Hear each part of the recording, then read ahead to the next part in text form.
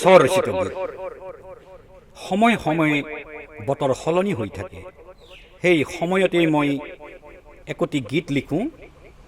মোৰ স্বৰচিত গীত অজানিতে ভুল ত্ৰুটি হ'ব পাৰে, সদৌ অসমবাসীলৈ মই প্ৰেৰণ কৰিম। স্বৰচিত গীত অজানিতে ভুল ত্ৰুটি হ'ব পাৰে, সদৌ অসমবাসীৰ ওচৰত মই ক্ষমা ভিক্ষা মাগি মই মোৰ গীতটো মই প্ৰেৰণ কৰিছোঁ সদৌ অসমবাসীলৈ। গ্ৰিং গ্ৰিং গ্ৰিং গ্ৰিং মেঘে গাজে ধৰণী কপাই, গ্ৰিং গ্ৰিং গ্ৰিং গ্ৰিং মেঘে গাজে ধৰণী কপাই,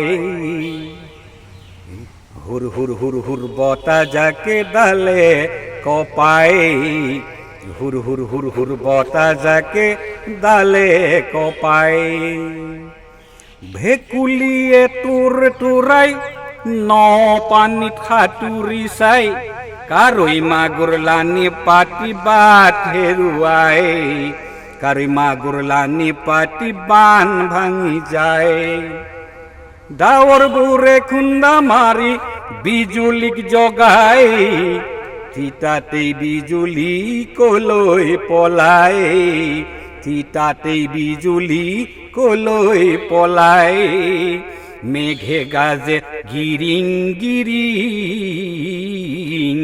ধৰণী কপাই, ও মেঘে গাজে গিৰিং গিৰিং ধৰণী কপাই, ও ধৰণী কপাই।